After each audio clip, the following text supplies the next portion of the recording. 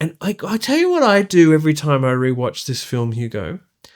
I am obsessed with the connection of Ava's head I know. to the metal stuff in the back of her head. Oh my God, And it's so just well like done. a perfect line. I And know. it's also like got an indent and it's butted out. And I'm like, so where does Alicia's head start and begin? Where's the prosthetics? And where's the CG? Like, and it's seamless. And what I really mean is that it kind of adds to the weirdness of her as a robot, right? Because when she puts a wig on, she looks like a human, but when she's got it off, she looks like an android. And that's the point, I suppose. Welcome to the VFX Notes podcast. Today's episode is sponsored by Action VFX. Black Friday Action VFX is officially here. Full collections and subscriptions are 40% off. Credit packs of 5 or more also 40% off. And our bundles are up to 80% off. It's ridiculous. And our brand new course, Introduction to Comfy UI for VFX, is 20% off. We have dropped a ton of brand new stuff over this year, many of which, as you know, are filmed practically, so you know it's real. The sale runs from November 24th to the 28th. So stock up on the assets you need, build some amazing shots, and go create something awesome. And now on to the show.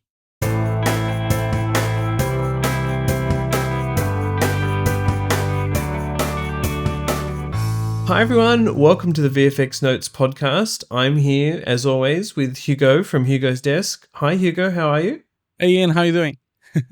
I'm great. We're in the middle of a really interesting series here about AI robots in films. And today we're going to be talking about Ex Machina, a film that I am obsessed with, but I'm also obsessed with the director, Alex Garland.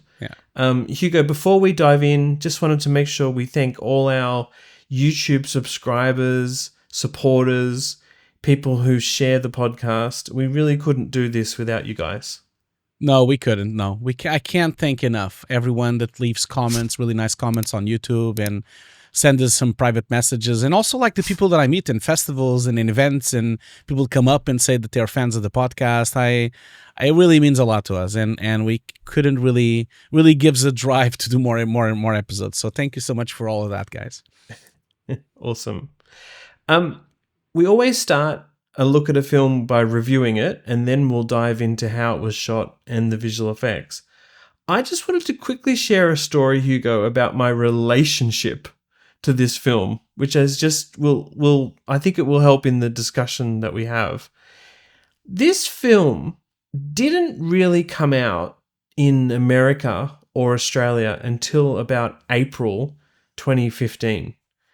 But it was released in the UK, I think in December of 2014, and probably in specialty releases elsewhere, and then, kind of came out earlier in the UK than everywhere else. I went to DNeg in September of 2014 to do an interview about this film and got to watch half of it. Oh, wow. Before, in September of 2014. Oh, wow. Thought it was incredible. It was an indie film.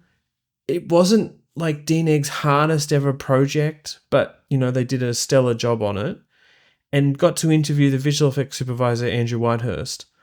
Now, I then didn't release our article. I was working for FX Guide at the time until April 2015. That's when it came out in the States, as well. Yeah. Because in the UK was January. It was January that came out, in January that year, because it was... Yeah. So the film was really a slow burn, really coming out, I think, on all over the world. Just the way that A24 and whatnot was releasing stuff back then is kind of how it worked, actually. And there was like a specialty film, right, that eventually they did a big awards push on. Of course, Ex Machina won the Best Visual Effects Oscar, and we'll definitely dive into that. But I just wanted to set that scene, Hugo, that I saw this film, or half of it, so early, got to talk about it, and then it ended up having a really big impact on the visual effects industry and visual effects awards. Plus, I love the film. But I'm going to throw to you now to talk about how you came to watch the film and what you thought about it, and then I'll also jump in on that too. Man, this film was a big deal. At the time, I was really in Soho, still working in London, in the middle of London. And at the time, I was just at the moment leaving the mill at that time. It was just, I think it was around these months that I left the mill. And then I joined Fire Without Smoke, which is also near Soho. It's in Chinatown. And so it was a big deal, man. This film, I have a lot of friends that worked on the film, including one of the teachers of my course was a compositor on the film. So yeah, Ricardo Ferreira is a compositor on the film. So he's shared so many stories about the film, and he's even been interviewed in Portuguese TV Portuguese television because of that, because he's Portuguese as well. So this was a big deal, this film, because at the time in Soho we were all blown away by this film. This film really made headlines on all of this industry because it was, I think at the time, it was one of the most realistic things we've ever seen. The film looked like something that we've never seen before. I mean, this film, not only we'll talk about that in a moment, the film, it's extraordinary as a film itself, the story and the acting and the directing is extraordinary, but the visual effects are just like mind-blowing. And we were all blown away by it. It became a standard to reach. I remember having conversations with roto artists and painters and matte painters and 3D artists and renderers. At the time, we all were quite shocked at the level of quality of this film, mainly because I think for the majority of the film is invisible. It's completely invisible, the visual effects. Yeah. And that was something that, man, 10 years ago, this is 10 years. The film is going to be 10 years this year. Well, it is 10 years already because it was in January. 10 years ago, this is not typical to have such a photorealistic film that you don't even notice anything. Now it's much more commonplace. You look at The Creator or look at those films, and I'm thinking about The Creator because it also has robots and has also similarity with transparencies as well, like the Ex Machina. But this is 10 years ago. It's crazy. Yeah. Well, it's interesting you say that, because actually, when the film won the visual effects Oscar, there was probably a little bit of controversy about what might be considered a non-visual effects film, even though it had meticulous and incredible body tracking and CG animation and rendering of Ava, the main character. It was up against, films like, I think, Force Awakens and Fury Road. Fury Road, The Martian. It was a huge year. It was a huge... Still haven't watched The Revenant, by the way. I know. We keep going. But it did, effectively, the performance of the main characters, blew people away so much that when they realized it was also this intricate digital visual effects work, I think the audience was like, whoa, that's what digital visual effects can do so invisibly. And it definitely blew away the voting public, at least in the Academy. But I also think general audiences as well. Well, this was also the first time when I was talking about the Soho effect and how people here in London got blown away by the film. This was before the Oscars. The film, when it came out, I thought you meant that. That's what I meant. Like, then when it became nominated, it became another stratosphere, and then when it won, we were so happy because we all thought, damn, like, finally, well, first of all, a really good film won the Oscar VFX, which is rare. Sometimes the films are not very good. And not only the film is amazing, but also, a smaller film can do this. This was like a $15 million film, right? Yeah. Well, that 15, $15 million. That's like the budget of Pulp Fiction. It's like a really small budget. And the film really showed... We now talk about Godzilla like that as well. Oh, it's a really cheap film, but this is 2024. Like, we're talking about 10 years ago. This is unheard of. Like, most films that were either winning the Oscar or getting nominated would have been much bigger budgets. I think the only last time this happened was The Matrix. It was the last time that we had like a relatively smaller budget film winning the Oscar. So I feel like this was a huge turning point. At least for me, this was a huge inspiration for me. When this happened, really changed my entire approach to VFX, and it really revitalized the entire industry. We were also I would say that this was a huge inspiration piece for all of us. Sure. It was huge. That's really cool to get that sort of view from the inside from you about how this affected the visual effects industry, probably particularly in the UK. Yeah. But I remember watching bits of it and the breakdowns in September of 2014, So and early. Andrew telling me this is just a small film, and I'm like, oh my God, it's just a small film, but it's kind of like the best work DNeg's ever done. Yeah. In terms of character stuff. Yeah. Right. And then I had to wait for like 6 months to write about it and sort of to explore it. Then it wasn't until like the end of 2015 that it picked up steam in terms of visual effects awards, and DNeg was able to do a breakdown and show before and after images, and people kind of went, oh my goodness. But I'm going to say later, there are things done by the departments on this film, including visual effects, that made that visual effects work kind of not easier, but palatable, right? Like Alicia Vikander, who's incredible as Ava, is kind of wearing that wetsuit thing. Yeah, she is. Yeah. I'm not saying that makes any of the tracking or comping or anything easier, but it kind of is compared to what we might have seen in handheld camera movement in the Creator or whatnot. Well, if you talk with, as I talked many times with Ricardo, which is one of the compositors on the film, it was a huge problem. Like the film was incredibly hard to track and to match. But the suit, which was supposed to be more used, I mean, originally the suit was supposed to be more of the suit would be visible. And they slowly more metal and robot stuff. Yeah. Slowly they started replacing more and more. In some shots, it's almost a full replacement except the head. So it became much bigger deal than it was, and it depends on the shot, of course. But it became a huge problem. But then the suit became the perfect reference. Now, I know now it's a given that everyone talks about references and they talk how that's how things are done, but not really at this time. Like this is 10 years ago, and this is really a bit big of a question mark. I think both DNeg and Milk as well, they were involved as well in this film. They were really not entirely completely sure if they would pull it off. They were like, because it was filmed without mocap, it was filmed without animatics, it was filmed without tracking markers, really, no special suits with markers.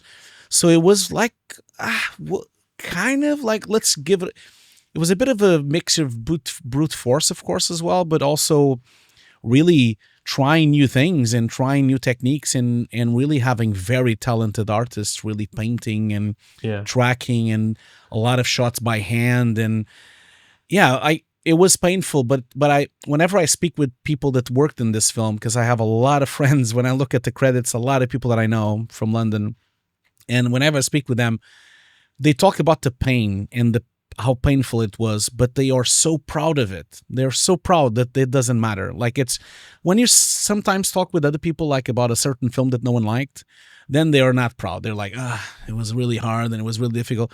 But this was incredibly hard and difficult, but they are so proud of have been part of this thing, because it was, just a turning point, and became a bit of a dark horse as well, because it was really out of nowhere. I mean, a good example of this is the Cinefex magazine. The Cinefex magazine, which has a really tiny article about it. This is from February 2016. So it's like pretty much after the Oscar, isn't it? February. So even Cinefex didn't notice the film. They only made a small interview a year later the film came out. So it was really one of those.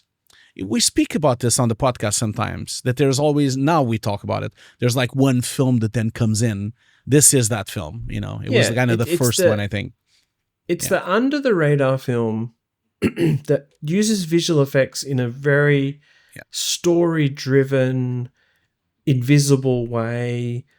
And it's not like a Marvel film. I mean, of course it's not. It's never intended to be. Yeah. But for audiences and the voting side of the Oscars, they kind of, I think, sometimes prefer this sort of visual effects because it's not flashy, you know. On the other hand, sometimes if there's lots of practical miniatures or makeup effects work, that can make an audience quite enamored, you know, to the film, or the voting public to the film. But in this case, Ex Machina, basically people just loved the film. Yeah. Right? Because it's a really cool story about technology and human existence and relationships. And I think Alicia Vikander at the time was not a well-known actress.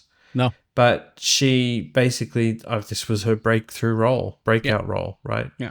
And people were like, who is this person? Yeah.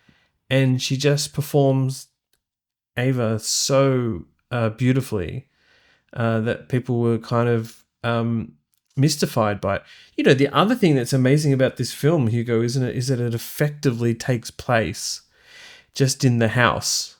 And when have we seen a film like that that's almost, you know, so claustrophobic, but also offering this kind of cool house, which is kind of real, or at least the exterior of it is real. Yeah, it's a combination of two houses. Yeah, it's a combination of two houses. It's a combination of an hotel and a house as well. It's really funny to hear the behind the scenes. Behind the scenes is really good, by the way. The Blu-ray is really, really packed. It has a 1 hour long featurette and then another 1 hour long smaller like breaked up featurettes as well. Very detailed about every aspect of the filmmaking. And again, the visual effects really front and center here. And there's a lot of featurettes of the visual effects on the DVD and the Blu-ray, which is great to see. But yeah, they talk about this. This is a combination. They really tried really hard to find billionaires' houses. They wanted to study them and see how they looked. But they did not manage to get any billionaire to show them the house. It's so funny because they even reached out to like Premier League players, you know, really rich Premier League players, and no one allowed them to come in and photograph the houses. Which is so, I know. And so they kind of had to make it up. And so how would a billionaire live? How would it be? You know. Do you know what's funny though? If they made that film now, they just go onto Instagram, where maybe the billionaires and their partners totally like. Well, they can just go to any NBA or American football star, and they have a shit ton of videos about that. I know what you mean. Well, they have like Vogue or Vanity Fair house walkthroughs of the. Anyway, sorry, keep going. No, but this was cool. It was like an hotel. The entrance is an hotel in Norway. I believe it's in Norway, and then there is like another house from the same architect, which is the outside section when he's like punching the box bag and having also breakfast and drinking. Yes. And then, I mean, the house and also the set, like, and the location is a character. It's amazing on the film because you have this incredibly groundbreaking AI being made on this house that is literally an engineer. It's literally like a laboratory, this house. And then you have this gigantic vistas of the glaciers and the forests of Scandinavia, which make a huge thing against that backdrop. It's a really clever, and especially Alice Garland keeps cutting to it and really making you look at this, you know, because this person is so rich that they have a Scandinavian forest. It's out of the blue. It's probably the richest person ever that ever existed, much more rich than any of the rich guys that we know now. And so the film is really smart there because you kind of think about the film like, oh, maybe this is the future, but maybe it isn't. It's like it kind of gives you a hint that it's the future, but also you kind of believe it, especially now when you're watching it now. Man, oh, yeah. It's so ahead of its time. This is 10 years ago, and now with advance in Boston Robotics and ChatGPT, and we're looking at the film now, and the film becomes almost like starting to look like a documentary now.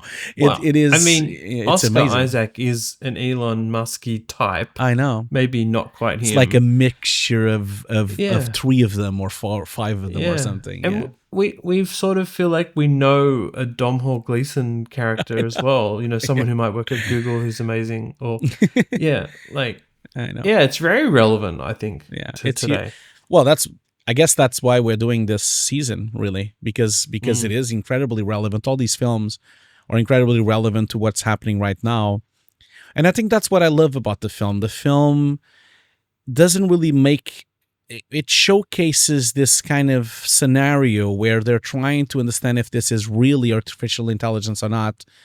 And what ends up happening is that she plays them in such a smart way, and they just get left dead inside the house. She just plays them and lies and pretends and shows, like, pretends to be vulnerable and pretends to need protection, and she's always in control of the whole time.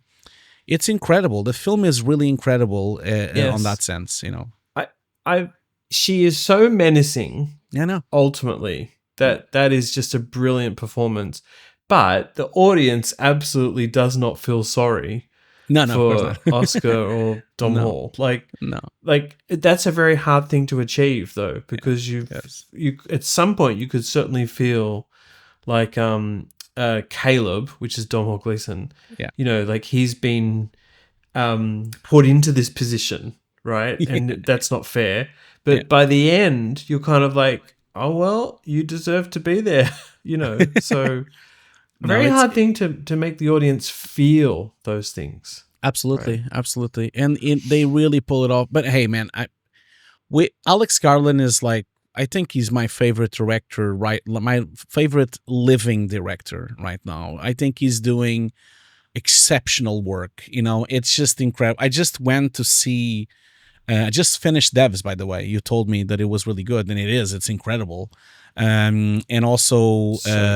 War, what was the name? War, the last film that he did. What's the name of it? Civil War. No, not Civil War. The other one. The War Warfare. Sorry. Just watch Warfare as well, and it was incredible as well. So Alex Garland is having quite a run right now. His films are just mind-blowing. Of course, obviously, this was his first film that he's directed. But ever since, I mean, he's just been incredible and so powerful on these scripts. That's the thing. He's an amazing script writer and an amazing writer, and he really knows how to fool the audience. I'm watching this movie, and I never get tired of watching it. The whole thing, like the film, the acting, the cinematography, the story, the plot line with the AI revolution, the music, the whole thing is just so well constructed and economical as well. The film is really incredibly economical. Only has these four people with Hugo, of course, but it's a wonder. I just watched it a few days ago again on my projector on 4K, and I love every time I watch the movie, I love it even more. I don't know how many times I've watched this movie.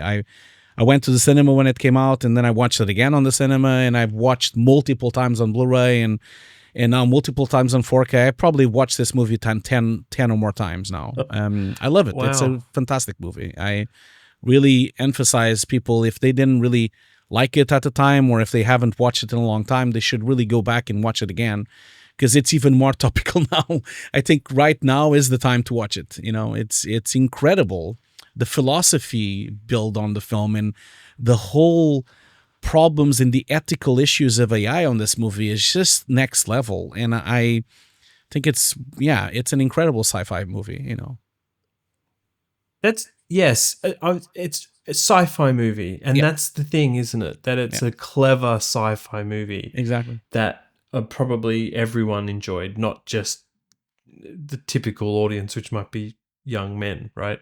Yeah. And so everything came together to make this film fantastic. I think one of the standouts is the cinematography, Hugo. Yeah. And that's Rob Hardy, who's done many films with Alex Garland. Oh, yeah. He also did Fallout, the Mission Impossible film, and I feel like that had a particular look compared to the other Mission films. I think it's the best Mission Impossible, really, to be fair. Yeah, of all of them. But the way Rob uses reflections and like just takes advantage, of course, of the glass and the mirrors inside this house. It is beautiful, but the visual effects artists really enjoy that because they had to do 3 times the renders. I had to render the main CG and then the reflections of those CGs. So it became really tricky. 3 times the body tracking, right? Match moving as well. Yeah, exactly, because it's a reflection. Yeah, no, but Rod Hardy, he's worked on almost every film from Alex Hallam, almost all of them. Not the last one. He also did Devs as well. He's an incredible DOP. The whole thing has this patina of modernism. It's just like this really slick sci-fi movie, reminiscence of a bit of Kubrick on it, because it's like this central perspective, negative space, and middle perspective, 1-point perspective shots. It's just beautifully shot, and the whole thing is also with really low f-stops, and so the whole thing is really intimate because you have this huge depth of field surrounding these characters. And I thought the film is exquisitely well filmed, but the film also has the way that it's shot, it really kind of harkens back to this idea that you don't know who's the liar and who's real and who's not real. And even the set design and the framing, the whole thing is really constructed in a way that you're not really sure. Like, give an example, like the little glass dome where the main character is talking and interviewing Ava. It's really funny because he's inside a jail, a little jail in small one, and she is like a lion going around them. Even those little details of how they framed it and how they did the cinematography, and together with the lights as well, it's just really, really good. I don't, fortunately it wasn't nominated, unfortunately, but it is what it is. It was nominated for script and for VFX, and won VFX. Yes. But yeah. I love that he also takes advantage of the red light when he has to, say, for example, when they're in lockdown. But there's other times when we're sort of getting glimpses of that red light as if danger is coming. It doesn't sound very subtle, but it is actually done really well in the film. And the film is I'll just do as we always do. I just want to talk a little with the audience a little bit about the technical side of it. And the film is really not only exquisite, but also very precise. Like, the film was shot with the Sony Cinealta, the F65 and the X55.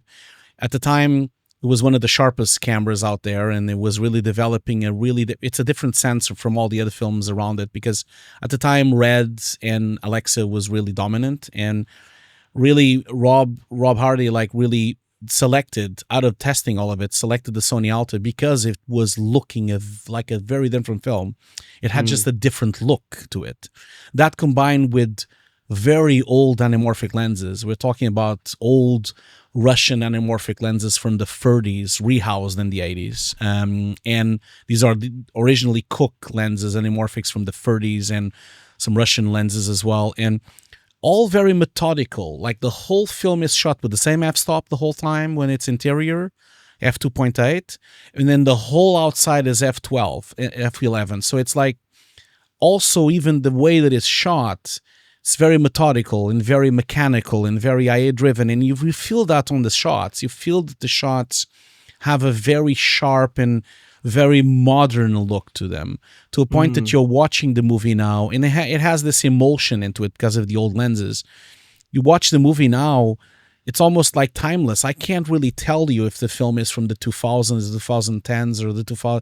It still looks like a film that was shot yesterday, and that really, the reason for that, in my opinion, is because it's so peculiarly picked. Everything is so well chosen and picked that it has such a unique language that it becomes a unique film. And so that is why it's going to be timeless, because it just looks incredible and really sharp, and it has a very well-defined look. And I thought that was incredible from his team, I remember discussion around that time also being, the film feels minimalist. Yeah. As in, that's the photography, but also not many characters, not much in those rooms in the house, in the hotel. Yeah. The camera doesn't wildly move around, No. You- There's you- hardly any handhelds. I believe there's only Yeah. one handheld or two. It's very, very structured. Yes. Yeah. And the minimalism comes from a low budget, right? Like that's, if we can say that. But if you then watch Devs and Annihilation and Men, Annihilation is a bigger film, right? Yeah. With bigger landscapes and stuff like that, but it's still minimalist.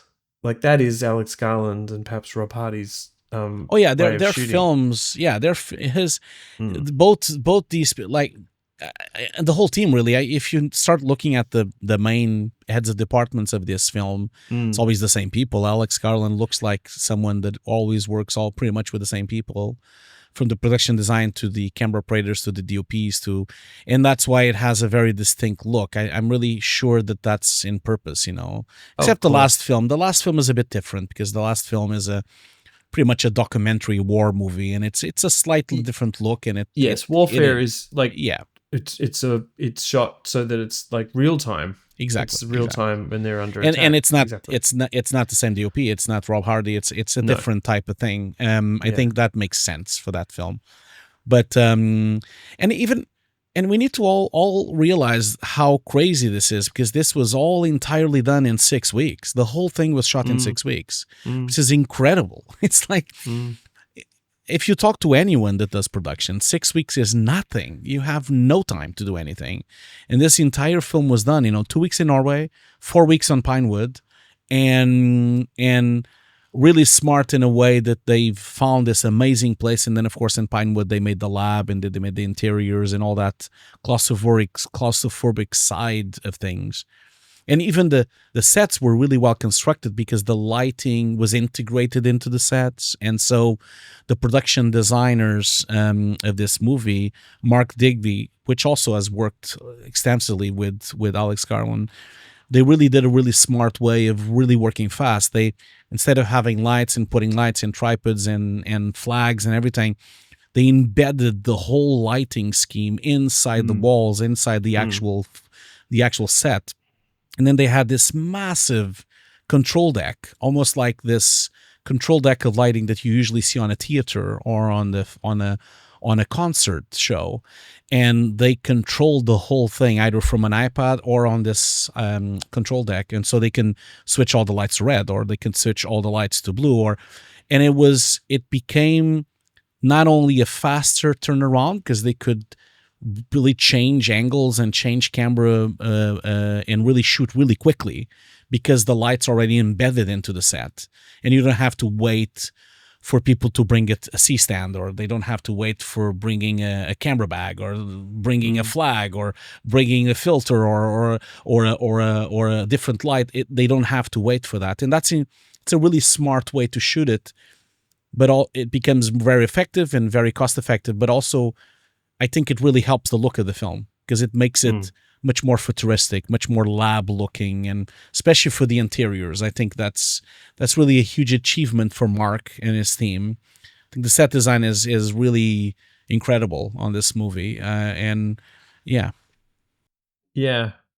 As I say, everything worked well together, and the set design and then Ava's costume and the smallness of the film actually also really helped with the visual effects, right, Hugo? Because she felt so embedded in the film more than, say, I think, doing her completely as a CG character or, with a lot more CG for a robot going on. And I'm sure they've discussed that. I'm sure they've thought about that probably. Yeah. Yeah. I mean, depending on her design, that was going to drive how much of Alicia's performance remained in the film. Ultimately, her design is that she's human looking and acting, so that, although we know that she's a robot or an android or synthetic, she never feels like that. And actually, Andrew mentioned that when we did the interview, he basically told the team at DNeg, don't go and look at any robots for reference. Yeah. Right? You can look at robots for joints and how things were put together because they were doing, I think, originally more mechanical things inside her.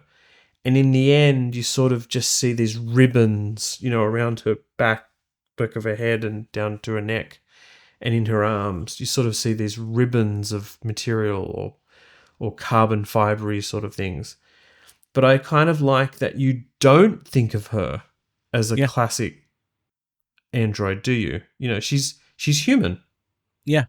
And that's the smart, even on the story, on the plot, that's really smart, because the whole point is they want to do the Turing test. And if she was just like with the perfect skin, perfect rubber, like the other characters that you see on the movie, I mean, Caleb would never really even think that she is not a human. She would just pass for a human, and that's it. So the trick is really, like he says on the movie, the trick is to show them that it's a robot, but then he's going to check if he's actually smart or not. So because you clearly see, you even see the insides, it's transparent. I was really enjoyed the all the interviews that I also read with the production designers about what you just said about not looking at the robots, and especially about looking at high-end aircraft making and also Formula One cars. Because Formula One cars, especially when you look at the inside of them, Formula One cars are really similar to her design, where you have a lot of transparent bits, but you also have a lot of round, very dynamic bits and very sexy bits, like really just like she has as well with carbon fiber, because she looks incredibly slick. She looks exactly like if you had a bunch of engineers from a Formula One team, that's how they would make a robot, most likely, to be the most efficient robot possible, not really thinking about the look of it or why would it look like this. It's just to be efficient and to really work really well. And it's incredible. Quite frankly, with Kyoko, there's the sexual side of it too, right? And that's the geisha, exactly, the geisha and everything, exactly. Yeah, but I agree. I always liked how Ava was designed to take advantage of Alicia Vikander's performance, but then also be something we've never kind of seen before. Yeah, and I actually there's another film we're including in this series about the film AI. Yeah, from Spielberg, Stanley Kubrick. I think at some point, even though that film was made 15 years earlier, I think Stanley Kubrick might have wanted more of an androidy looking boy, and of course they end up having it played by a live action actor, and it totally works for the film, as we've talked about on that podcast. But it would have been interesting on AI whether David could have been augmented a little bit. Yeah, well, that was Kubrick's intention, but I think Kubrick was too ahead of its time. Like, if Kubrick was alive today, he would have done exactly the same thing, I believe. It would have been a kind of actor split with CG, a bit like we see in Ex Machina. I'm sure that would be his choice for doing AI. It's just that the technology wasn't there. Like Ex Machina was not possible in 2000, So exactly. Yeah, but it's also interesting to think about we're talking about the visual effects here, and this project was only shot in 6 weeks, but it was a quite long project for the visual effects team. I mean, Andrew Weisford, as I understood, he was over a year on this project, from the beginning of the pre-production to the shooting, the post-production, and the delivery. It was a quite long project, not an incredibly with a quite large amount of shots anyway. Not as much as a Marvel movie, of course. It's like something like 800 visual effects. Yeah, shots, there's and it's only 300 of Ava, really. Like, the other 250, there's 300 shots of Ava which were dealt by DNeg, and then you have 250 shots by Milk, which are a combination of cleanup and Ava vision and monitor inserts and the brain shots, and then also you had a few other smaller companies. You had Utopia, which did the CG phone for Caleb and also the CG buildings on the facility, and then WebFX, which did some cleanup and some monitor comps. So all in all, yes, like 800 shots, but relatively small shot count for the typical films that are on the Oscars. But let's not forget that some shots are like 2,000 frames long. Like some of them are like minutes. I know. So don't get dissuaded by the 200 shots, because some of them are the equivalent of 1,000 shots. And we already have given a shout out to DNeg's team for match moving, body tracking, roto shots of Ava walking with transparency through her. Yeah. Not to mention just animating and match moving the geo and rendering it and dealing with reflections, and for like thousands of frames shots, going on. And it's seamless. It never pops. No. It's actually captivating. Like, it's like, what's that inside her? And I tell you what I do every time I rewatch this film, Hugo. I am obsessed with the connection of Ava's head I know. to the metal stuff in the back of her head. Oh my God, and it's so just well like done. a perfect line. I And know. it's also like got an indent and it's butted out. And I'm like, so where does Alicia's head start and begin? Where's the prosthetics? And where's the CG? Like, maybe I shouldn't be looking at that, but by like the 13th time you watch the film, you kind of are. And it's seamless. And what I really mean is that it kind of adds to the weirdness of her as a robot, right? Because It does. when she puts a wig on, she looks like a human, but when she's got it off, she looks like an android, and that's the point, I suppose. Yeah. So. They were also very lucky because she's really small. She's really tiny, and her head is really small, and so it allows you to do this extra prosthetic so to cover her really long hair. Alicia at this time had really long hair, and so they had to glue it to the head and then put the prosthetic on top. And it still looked natural because her head was smaller. So even by looking bigger, it still looks normal. But we're talking about 3 hours of makeup every day. Like every time they shot, it took them 3 hours to get this entire thing working.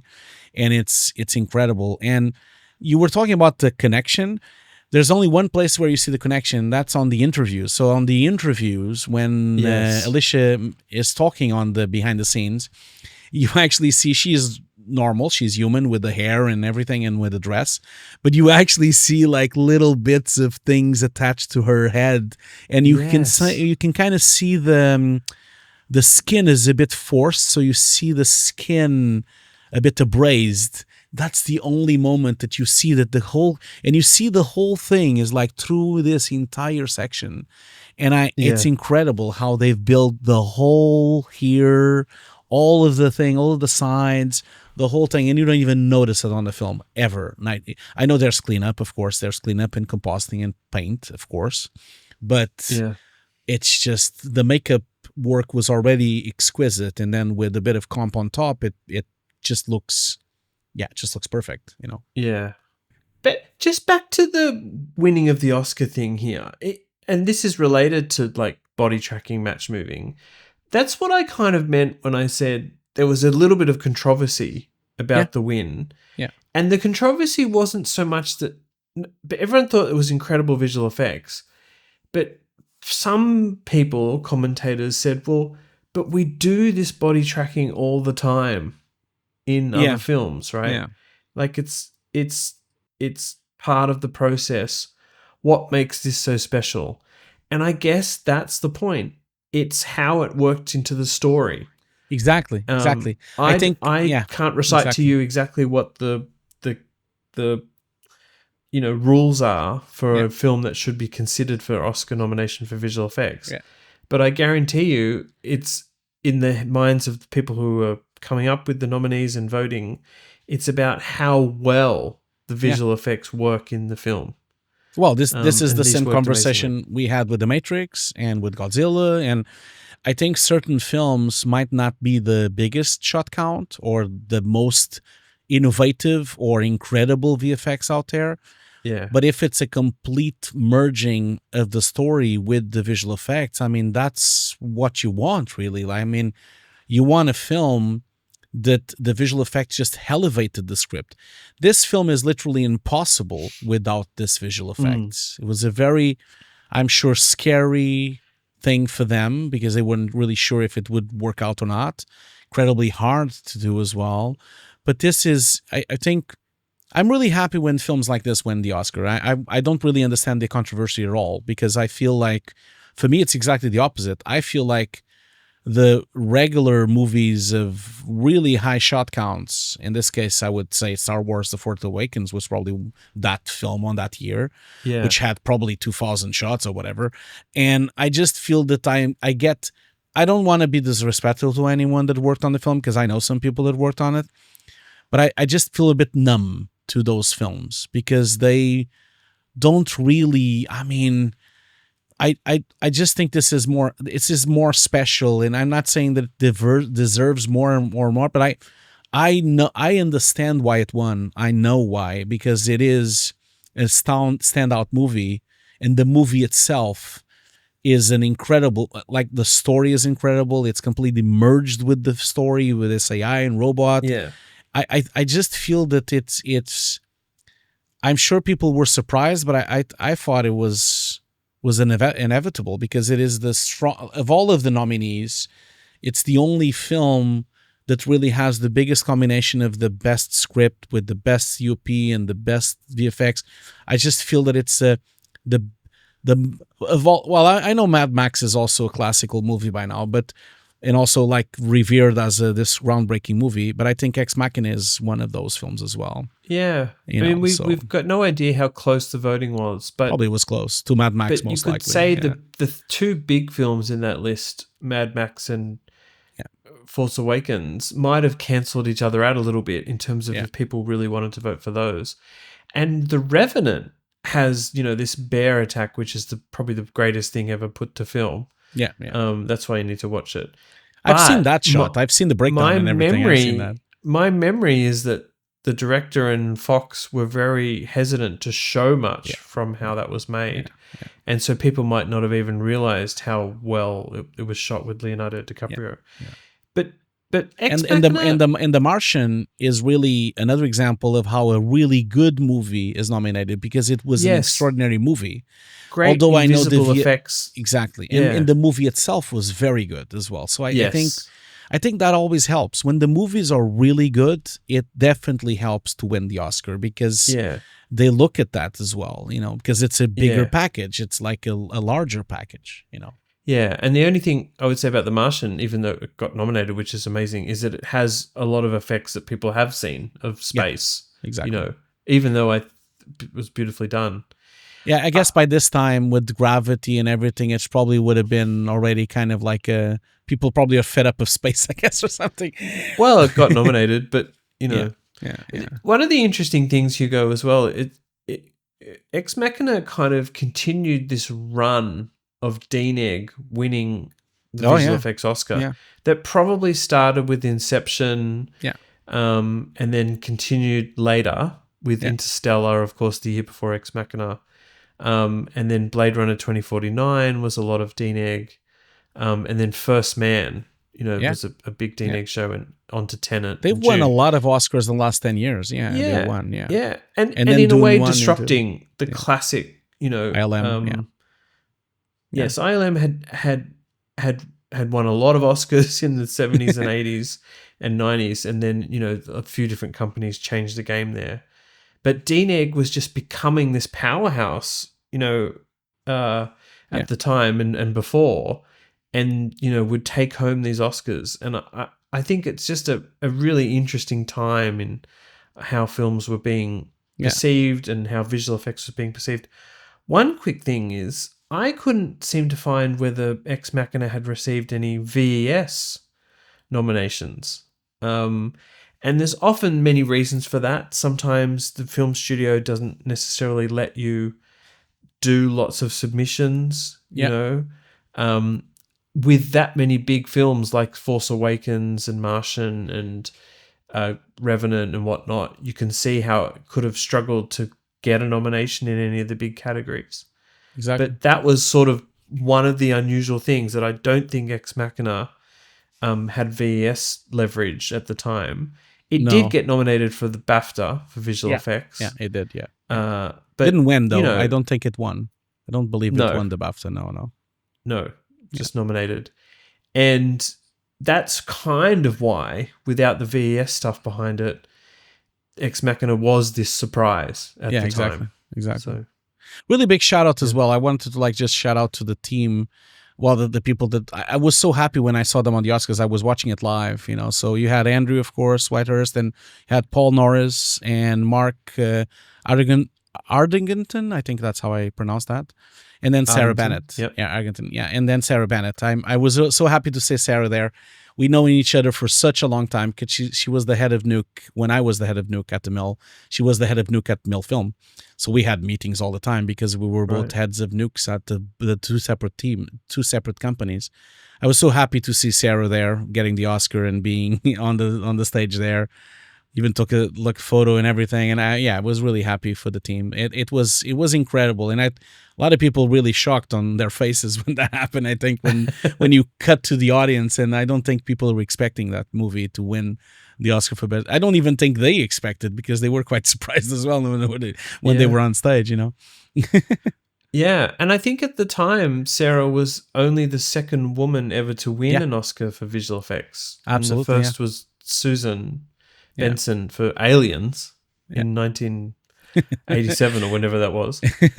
So that was a pretty cool achievement. And just winning for an indie film that's a small $15 million film is pretty cool as well, right? Well, yeah, and at the time, speaking of Sarah again, this was a huge boom for them as well because Milk was really starting. It wasn't starting, but it was new in the field. It was new, the new kid in the block. When Milk Film closed, then they opened as Milk, which was funny the name. But this was a huge step for them, because then they started a really successful career after that. So it's been great to see that growth as well in that company. But yeah, man, I don't know. I could talk about this film forever. I think this film is just incredible. I really feel that it's a classic. It's gonna be forever like a classic, and it's gonna be because the visual effects are so seamless. It's just like you were just talking about Aliens, and also we can talk about Alien 1 as well. There are certain films that the visual effects will never die out. There's when you look at, for example, certain films from the 80s or the 70s, which has some, bad edges or some strange back projections or some weird green screens. This movie has no green screens, no blue screens. The whole thing was shot on a real set and real location with this suit and then a replacement of CG. This will forever look photoreal. It will never look bad, ever, because it looks photoreal already. So it's never really going to change in that sense. And that's really the hallmark of a movie that was so well made at the time that will just, the test of time will carry on. You've just made me think of something though, which is that really the trademark of this film is incredible body tracking, match moving, and then also lighting. Can we make sure that we talk about the rig, which is a CG Ava parts. And the rig must have been very flexible to allow for different kinds of shots of Ava, walking, sitting, pointing. At one point when she's trying on some clothes, she rolls up some stockings on her leg. And it's just some of the best shots you've ever, visual effects shots you've seen because of everything working there, right? But I do think it might have highlighted how important body tracking and match moving was, because only a few years later, audiences did they kind of were stunned at how often a character's suit would be replaced on a Marvel film, right? I remember there was one point in one of the Avengers films where Framestore had replaced the suits of every actor in the frame. Yeah. And it There's was like beautiful. seven or eight of them, I know. And no one knew until No. they showed the breakdown. No one knew, right? Yeah.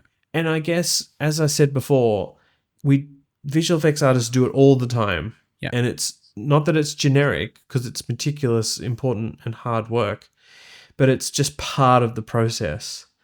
And maybe in some ways, Ex Machina kind of highlighted that work of just sort of reflecting on now. Yeah.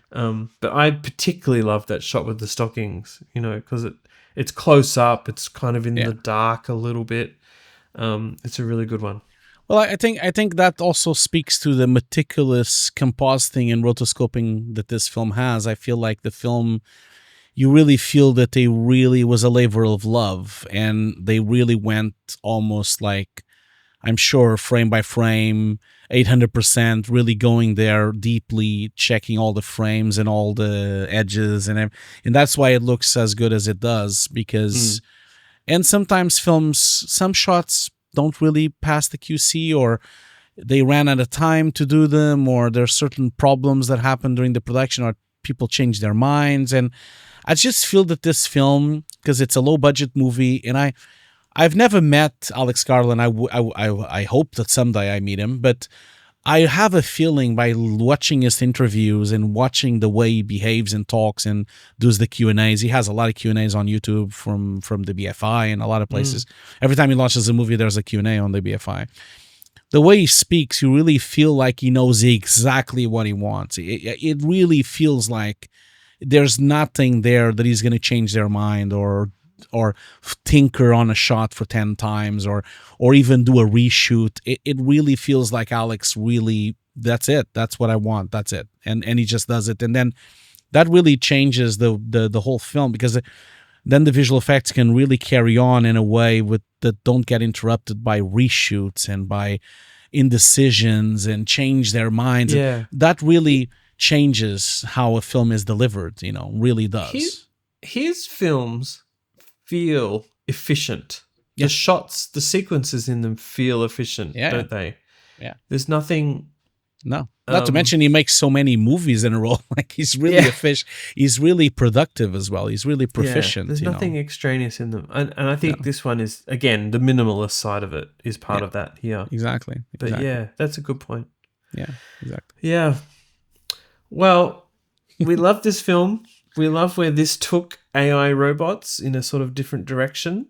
We hope you've been enjoying this series on the rise of AI robots, or as Hugo wanted to call it, AI robots want to kill you. Have you noticed we've been so nice to them, because we know in the future then they don't kill us, then they look at Hugo and Ian and like, oh, they were nice to us, and so we're not going to kill them. You know what I should give you, Hugo, for the end of the series? I always take a photo of any AI robot I see. There's often cleaning ones at airports or hotels. Oh, yeah. I've seen photos of that. I see them at sometimes a SIGGRAPH conference, and they often, because they're, especially in Japan or something, they put eyes on them and they get them a lot of personality. But if you just stare at one for a while, especially if you're taking a video, they look like they're going to come and kill you. They do. They do. So I've got lots of those videos. I know what you mean. Like, I saw a bunch of them on SIGGRAPH in Japan, like they were just walking around. We need to be careful, Ian. We need to be careful. We need to be nice to them, because they're coming. They're coming. Hey, Ava's coming. She's already walking around here. She's going to come and kill us. They're coming to kill you. Thanks, everybody. This has been fun. Thanks, Hugo. Thanks, guys. See you later. Bye. Bye.